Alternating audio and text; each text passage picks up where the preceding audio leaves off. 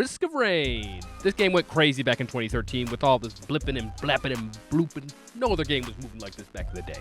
Well, today I want to talk about how Risk of Rain 2 is not only a great, well-designed game, but it is the perfect sequel. When Risk of Rain came out, nobody knew how roguelikes were supposed to work. There wasn't like 10 billion of them coming out every day like we have right now. The genre wasn't very widespread. The term comes from a game called Rogue back from like, I don't know, ancient times, when people had dial-up and the pyramids were still being built. Rogue looked like this. Rogue and roguelikes were super complicated and had a million things on the screen. You got permadeath, procedural generation, all these stats to balance, but they were cooking with the core gameplay. Infinitely replayable runs where you build up power.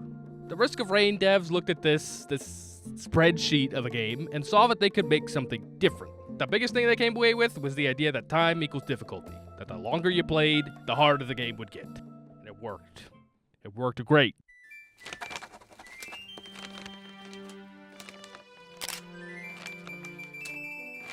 We gotta talk about the things that Risk of Rain did right before we can get to the ways that Risk of Rain 2 was like a perfect sequel. So I made a list. Number 1, fast but still deep.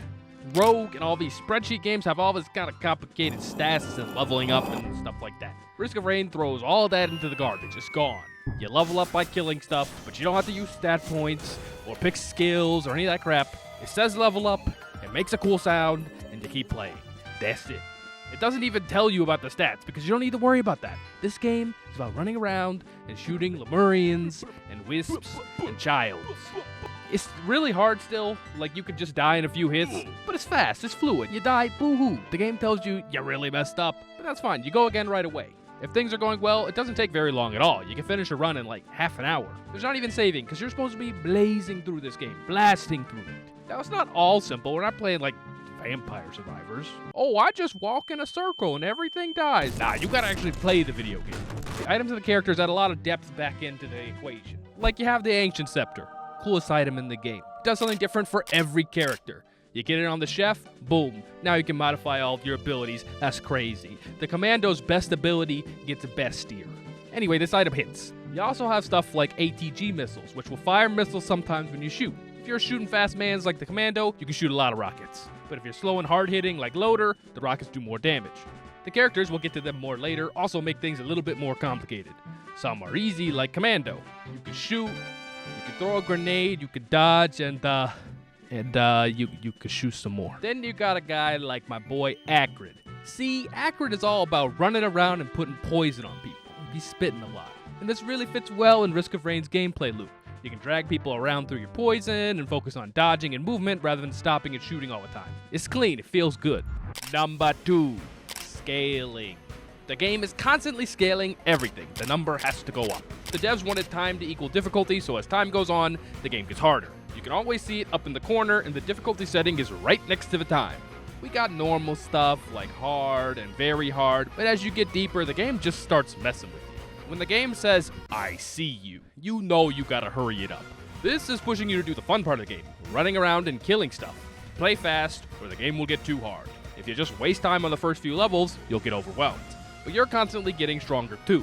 At the beginning, your character is super basic, vanilla ice cream type beat. But then you get some white items, some greens, and bing bam boom bama stew, you're killing everything. Like, let's take a look at an actual run.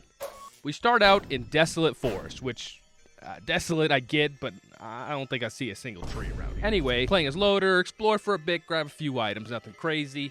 Golden Blicky unfortunately doesn't actually do very much, but the jetpack to jump higher is nice. Fight the first boss while the difficulty is still on very easy, so you know it's very easy. Thankfully, man's dropped a teddy bear, so I actually have something nice coming out of this stage. By the time I get to the next stage... Sorry, I got distracted vibing to the background music. The difficulty is up to easy by the time we get to the second stage. There's not that many items on this stage, but I did get a legendary spark from the boss. The item description is smite them all. Oh, that's... I'm just gonna assume that that's good. By the time we get to the fourth stage, now the game is actually starting to scale up in difficulty. We're at Insane, which is somehow only halfway up the meter, by the way, and the enemies have a ton more health. I'm getting a ton of items, but the enemy health is outscaling my damage, so there's a lot more running and jumping. Woo! The boss on this stage gives me another item with no description. This one makes sense, though, because there's like this Pokemon falling behind me fighting. The difficulty, it was that impossible when I beat the boss here, but I had to backtrack through like the entire level to kill the rest of the enemies, so we get up to I See You difficulty. Man, the first time I saw that, I had to pause the game because it caught me so off guard. With all the enemies dead on the stage, you get a choice. You can cycle back to the first stage again so you can keep getting stronger, but risk the difficulty going even higher, or you can go for it and head to the last stage. I'm a real one, so you know which option we're picking. The last stage kind of gives you the same choice again, though. It's a huge stage with lots to explore and these 4 locked doors that have different power-ups for the final boss. You can skip all those, but like, why? If you're playing a game like this and you don't have a little bit of loot fever, you're probably lost. But you can stick around and try to get 4 keys to open all the doors, and then you'd be at your peak strength. But that takes a while, so the enemies would keep getting stronger. I decided to just be happy with 2 doors because I was already struggling to keep up with these mans. I didn't get a ton of damage items, which kind of happens a lot. We'll come back to that later. Even with only opening 2 doors, by the time I reached the final boss, we were up to difficulty. It's fine though, this is the last label, but it keeps getting harder after this as well. I have all these items and some yellows and reds, and Providence is still pretty tanky. If I was a regular fellow, this would be an easy L. But I mean, come on, Devil Snake Boy ain't gonna beat me. But the end of the run peaks with the most intense music and setting and fight, and you got your heart rate up as it talks about how our man the loader is gonna go play Minecraft after this. The intensity is climbing as you play, but the game also literally speeds up. The enemies are faster, they kill you faster, you are faster too. Bosses are spawning as regular enemies on the last stage as you're playing the best song in the game. You'd have to choose if you want to keep getting stronger or run to the boss before it gets too hard. They nailed it. This scale and gameplay loop, no notes. It's just good. Number 3, lots of good characters. Roguelikes need you to not get bored playing the same levels over and over again, so having a lot of characters is pretty important. You got all these cool guys with unique animations on the select screen. I mean, doesn't that make you want to pick the mercenary? And this really works because they all play drastically different from one another. Like some games give you a lot of characters, but they're all just kind of the same guy with a different hat. I mean, like, look at Brotato. I mean, look, they're all just like a different Brotato. But Risk of Rain gives you real variety. You got my boy Loader, which we played earlier. Doesn't have a gun, no shoot bang, he's all hands. He's in his Yuji bag just about boxing. You can also like fly across the screen with your fist, which is pretty sweet when it's working. But then you got these lightning rods. Well, on Loader, you can bunch up some enemies and put down your pylons and get to punching. Throw some shields in and boom, you're one of the coolest characters in the game. On the complete opposite side of the spectrum, you got the Huntress. She can run while shooting, so she's basically run and shoot girl. Never stop moving, just keep shooting. And she shoots kind of fast, so you can get a bunch of lightning and stuff going pretty easy. You got this glaive that hits a bunch of guys and holds them in place. Now, she's about as frail as a wet piece of paper, so you can't wade into the middle of groups like Loader. Instead, you can just teleport through them and hit them with a big shot. Boom. Every character has a specialty. Even the Enforcer, he specializes in being booty. And there's a character for everyone. I remember playing this back in the day with my little brother. He always wanted to play the chef because, I mean, the chef is pretty baller. And I would play a melee guy like the mercenary, so I could go in and slash them while he just chucked knives from far away.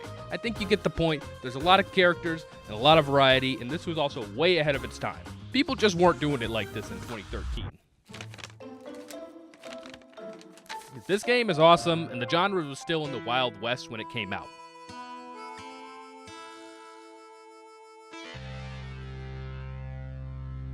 So, it can be forgiven for having some flaws. But there are definitely some flaws we need to go over. Like, problem number 1, wonky movement. The movement in this game is a little wonky. Like, it feels okay, it doesn't feel bad to move around, but it does feel super limited. The biggest issue here is just getting around the stages. Commando is the first character you start out with, and all he has for movement is this little jump roll. You could use it to get a little higher than you can with just a jump, but these maps are designed with all these little like hills and gaps and if you can't make a jump, sometimes you have to backtrack across half of the stage to get to a ladder, and then you fall in a hole again. Come on! Come on! Some characters are straight up like non-functional because of this. Like Enforcer, what are you even doing here? You shouldn't even be in the game. They hoed you by putting you here. The Enforcer is slow and relies on a shield to block damage. Makes sense, right? Wrong. You're hobbling around the map like a turtle, and you have no ability to jump high or speed up, anything. And the shield doesn't even make sense, because the best way to dodge enemies in this game is to just jump. Jump. Half of the enemies in the game cannot damage you if you just jump a lot. It's kind of lame. It doesn't feel satisfying a lot of the time. So much of this game is jumping. If you get like one of the 3 movement items in the game, boom, it transforms everything. But you don't get them that often, and we'll talk about that in a bit. So if you don't have movement items, or if you like misclicked and ended up playing the Enforcer, you just straight up cannot dodge attacks sometimes. It's good that the game feels hard, that's the point, but it feels really bad to get hit and not know what you could have done to avoid it. Problem number 2, items are too random. Item variety is good, it makes everyone feel unique. But in this game, it goes a little too far. There are a few ways that you can influence your item choices. You got these little stations where you can choose between 1 of 3 items, and you can play the Gacha game station. Whoops, looks like you get another banner. But you mostly get completely random items, so you can't like craft a build or try to cover your weaknesses. Like we talked about it earlier, a single Hoopoe feather to give you a second jump can transform your run. But in a lot of runs, you just kind of hit 0 of them. Instead, you get 3 energy cells. Sweet. When I'm about to die, I'll shoot faster. Awesome. The amount of items you get also feels too random, and so does where they are on the stage. Like, my starting stage just didn't have the option for me to get good items, so I guess my run is kinda shot. Wow, feels amazing. The other thing that makes the items feel too random is the distribution of damage items. Look, I'm gonna level with you. When I play a roguelike, I wanna blow up everything that's on the screen. I wanna break these enemies into tiny pieces and salt the earth. Some of this other stuff is cool, but beating up bad guys is the core of the gameplay loop. So why are there so few items that just help you kill stuff? If you get lucky, you'll get a few soldier syringes and tendon lenses. Maybe even get some barbed wire if you swing like that. And then you have a solid foundation for blowing things up. And if you get stuff like snowflake or ceremonial daggers, golly, you are cooking. But so often you just get a bunch of utility items or damage items that don't do anything. Like fireworks are cool, but they only work when you open a box. So if you don't have stuff to open, you're just running around like a squirrel. All this combines to you feeling useless in too many runs. Anyway, I don't want to hate too hard on Risk of Rain 1. This game was a GOAT, but it was also not very well known. Fast forward 6 years, and they decided to make Risk of Rain 2 3D, a third-person shooter instead of a side-scroller. Why? This idea seemed a little weird, but don't get it twisted. If Risk of Rain 1 is Avengers, Risk of Rain 2 is Avengers 2. Wait, nope, sorry. Risk of Rain 2 is Infinity War, the gooder one. Because, number 1, third person. Looking at Risk of Rain, the last thing I thought it needed was a third dimension. I mean, did you guys see Spy Kids 3D? Need I say more? But being a third-person shooter fixes so many of Risk of Rain's problems like instantaneously. So it's insanely better in 3D.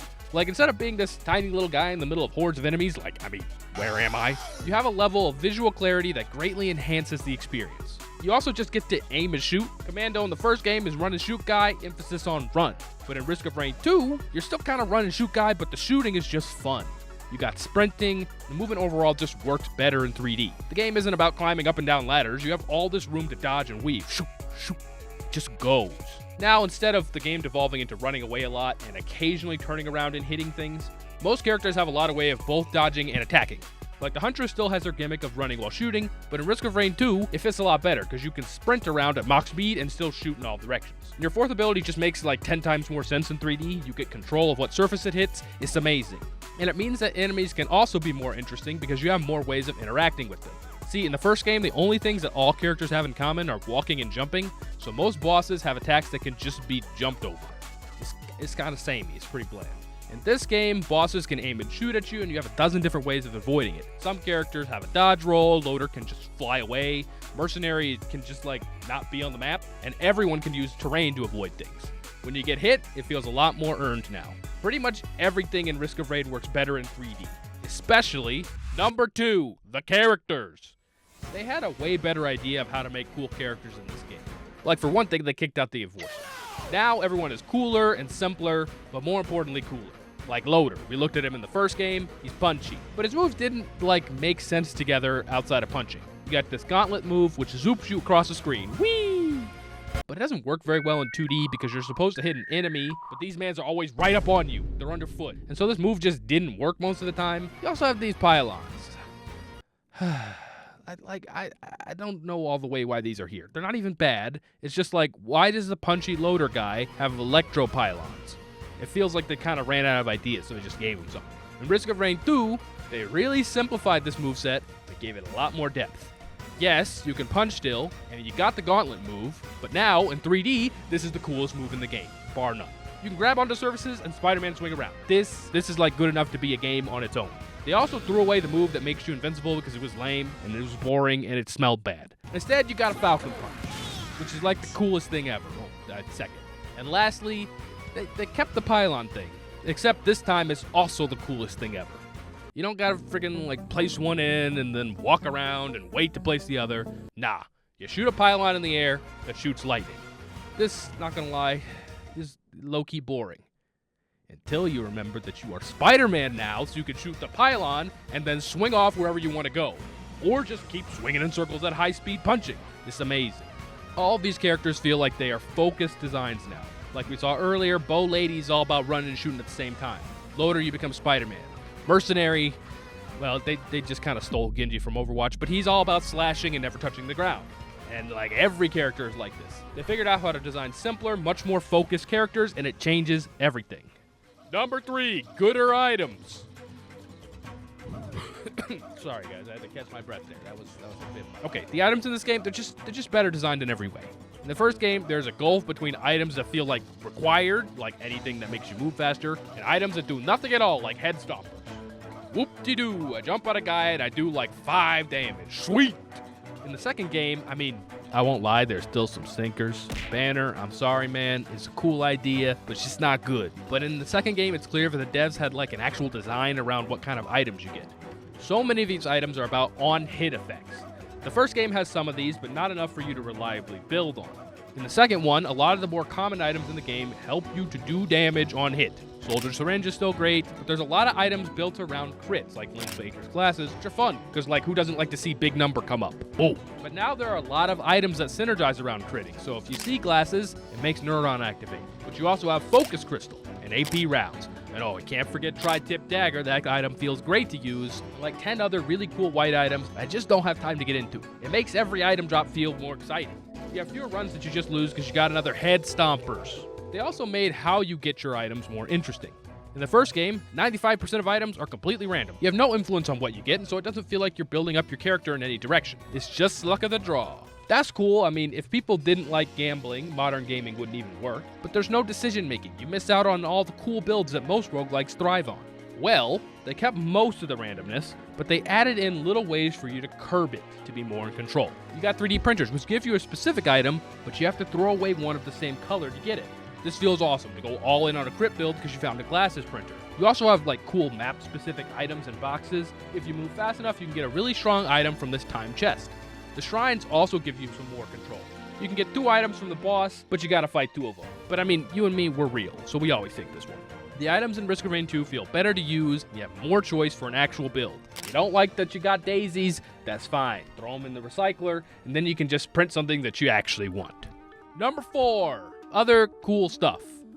This game is so cool, so I just kind of want to talk about it some more. Like, man, aren't all these stages so cool? I mean, you got Sundered Grove with this ominous music, and it's all colorful. You gotta look around for pink mushrooms to find the big chest. You're bouncing around and climbing through trees and stuff. It's cool. And they cooked with multi. You start out with 2 guns. You got a close range, fast shooting one that's good for like triggering a bunch of items. Then you have this punchy railgun that you can snipe stuff with. You can swap between these 2 when you want to, or you could just switch to having 2 of the same guns and shoot 2 snipers constantly, or pull out a Kimbo mini Uzis and spray everything down.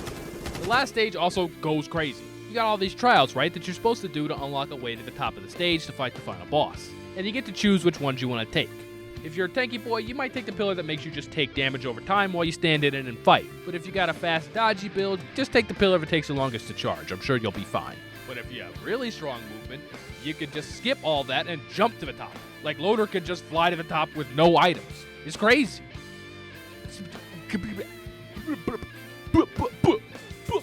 Yeah, that's it. Risk of Rain 2 is like a masterpiece. I didn't even talk about all the DLC and stuff. It's great. If you haven't played it, it's great. You probably have played it. You can play it again. It's a good game. If you watched this far, thanks for watching. And see you later.